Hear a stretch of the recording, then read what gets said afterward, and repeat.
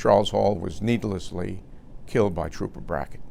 Dominic Yamali, the lawyer for the family of Charles Hall, says video of the fatal police shooting shows less lethal force could have been used. Hall was shot on the parking lot of a Walmart store in Cecil County in August 2015.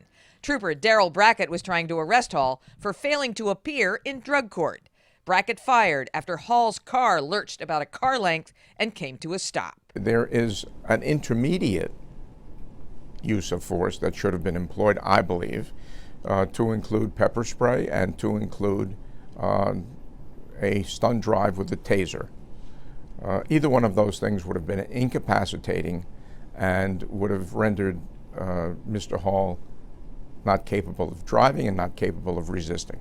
According to an internal report, an investigator asked the trooper why he didn't use pepper spray. His answer, he would have also felt the effects of the pepper spray, which would have put him at a tactical disadvantage while fighting with Hall inside the vehicle. As for tasers, state troopers do not carry them. Dashcam video recorded just after the shooting shows Brackett putting handcuffs on Hall and clearing his gun, but he did not provide aid as required by state police policy. He suffered two significant wounds, one to the neck, one under his arm, that were obviously bloody wounds. That blood could have been tamped and perhaps his life could have been saved.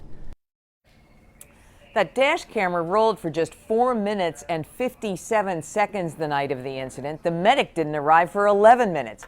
Today, a state police spokesman said it's unknown why the camera stopped recording.